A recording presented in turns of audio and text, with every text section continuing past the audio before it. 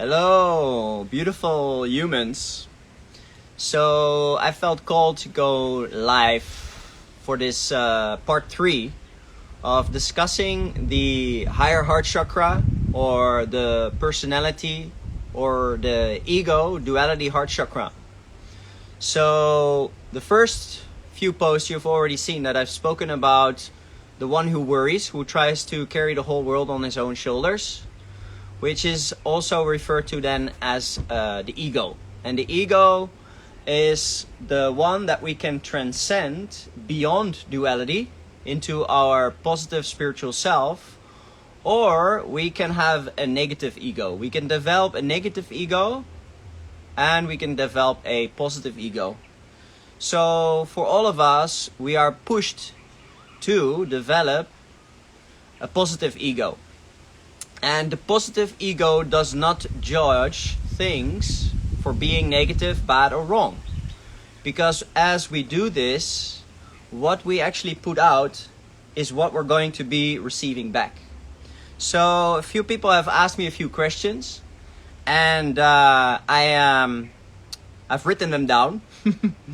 To start with the questions first, so that you kind of like know what's coming up, is that I've received the question, can you give an example of instant karma? The other question is, can you give an example of the ego personality getting attached to the energy of separation? Question 3 was, can you explain how the ego can contribute to duality consciousness? And then question number 4, can you explain how duality was created? So I'm going to be answering all 4 questions. If you're interested in finding out, stay connected to this live. So starting with the first question, can you give an example of instant karma? I'm going to give an example. Yeah? An example of instant karma would be what you put out is what you're going to be receiving back. Yeah? So if I see a person on social media falsely judging her or his ex-boyfriend, girlfriend for being a narcissist, for instance, or being toxic. The word toxic already is a judgment. It's negative. You could say this person wasn't really healthy. Then you're not in judgment. Then you're not holding duality, but you're choosing non-duality. So if a person would go online and say, my ex-boyfriend was a narcissist, then maybe a day later you see the same person coming online showing that the person had an accident. And it could be that the person was driving a scooter, and this person gets cut off by somebody else driving a scooter. A man driving a scooter with his wife and his child on the back of the scooter. This is not an accident. This is actually instant karma. Because this person gets cut off by a masculine, the scooter spirit, because the masculine is driving the spirit, the soul, including the feminine and the inner child on the back of the scooter, spirit, the soul.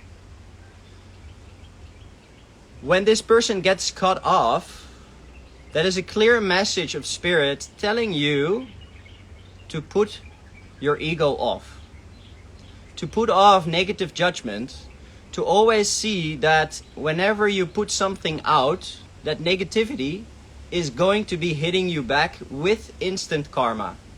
And why is this now so strongly? Is because we are in the photon belt energy from the source of all that is impulsing all of us to return back to unity, oneness, singularity, non-duality. So when you judge it, you become it, and that becoming it is also going to be hitting you back. So this is the example of question number 1. Then we'll go into question number 2. Question number 2 was, can you give an example of the ego, the personality, getting attached to the energy of separation? I've already mentioned it before in the example when I was getting a massage, but let's do it in a different example. The example is a person from TV wants to make a TV show about spirituality and finding yourself, but already with the intention of the ego that he doesn't believe in spirituality. He doesn't believe in that there's anything else than, you know, this life. He doesn't believe he has a soul, where the ego is kind of like in the energy of separation. It thinks it's special. It wants to be special, and it wants to prove something to a broader audience that kind of like creates separation between, you know, people who are maybe stepping into the spiritual revolution that we're all supposed to be stepping into. And this person is kind of like separating him or herself from that revolution. Yeah? That is the first sign that, for instance, the ego is getting attached to the energy of separation. That the person wants to prove something. That the person wants to prove that, you know, this spiritual stuff is all fake and it's not real, you know, and that's already a judgment again. And then it could happen that this person, and I've actually seen this happening, that a person wants to make a TV show about spirituality purely to just prove that it's nonsense, that he doesn't believe in it. And this person was completely separating himself from what you would call unity and diversity. Unity and diversity means that you're holding everything into acceptance.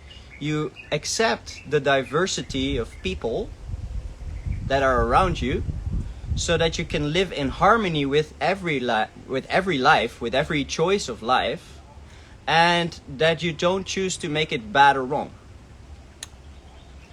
And it could be that this TV presenter actually, you know, all of a sudden has an accident and falls down the roof of a building. So this is another example then of instant karma. If you put out negativity, if you make it bad, wrong, or negative, if you try to, you know, sabotage people, if you would try to, you know, make people look bad or wrong because they are following certain spiritual convictions, at this moment you really have to be careful for that, because heaven can come down and basically take you away. This is what instant karma does also. And I've seen this in real life, that I saw someone doing this and the person had an accident, fell down the roof of a building, you know, and it's not an accident, it is actually instant karma. So you have an example of the ego getting attached to the energy of separation, and the ego then resulting into experiencing instant karma. The other question was, can you explain how the ego can contribute to duality consciousness? Now, the first thing I have to explain is that if you learn to work with the Akashic Records, the Akashic Records will tell you that it is never only the other person.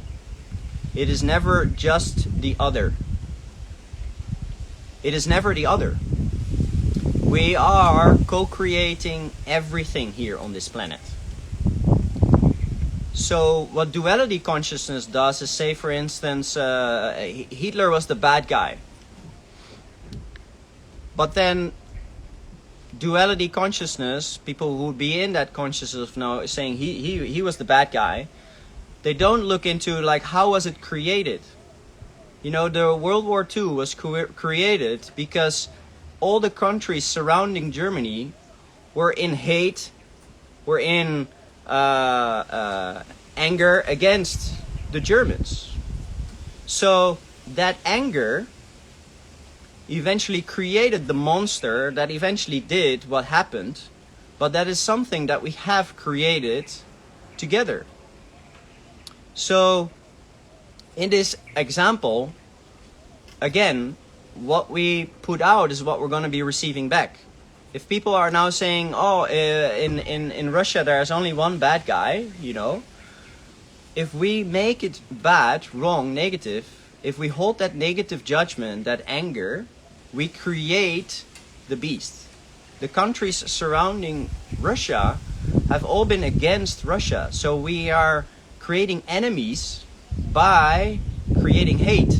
And that eventually creates the consciousness together that makes something or someone go so far out of alignment.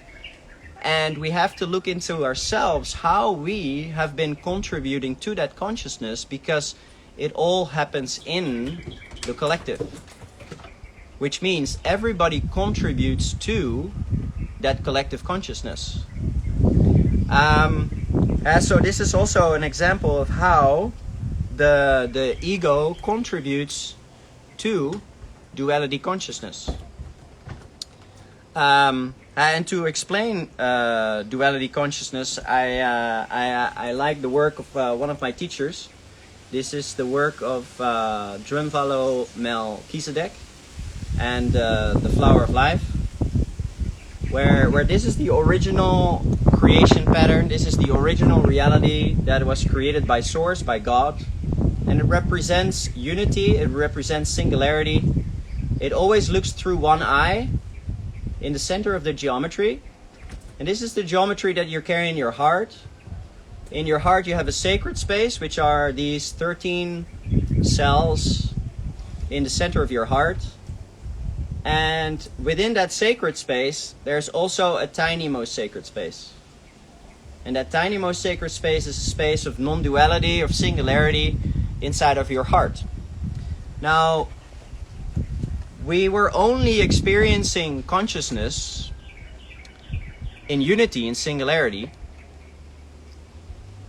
And God basically decided that it was time for all of us to experience the duality between light, love, and truth, darkness, fear, and illusion, so that we could understand how good it was to live in unity in heaven, basically. So God created Lucifer with the idea to have us experience that. And that is basically the reality that you see here. You see a flower of life that looks very similar, but it always looks through two eyes rather than one eye. And that is basically what duality is. It's just a way of perceiving the reality from what you would call good and evil consciousness, good or bad, making things wrong, right, negative, etc.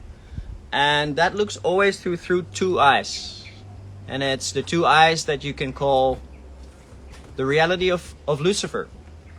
In your heart you carry the original reality, and in your brain you carry the duality reality, where the duality reality always looks through two eyes, and the unity reality always looks through one eye. One eye. So unity would mean acceptance,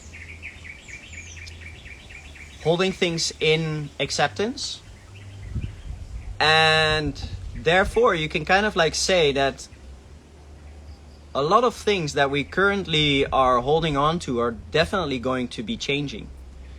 So if you look at psychology or psychiatry, it's very much based on this good and bad consciousness.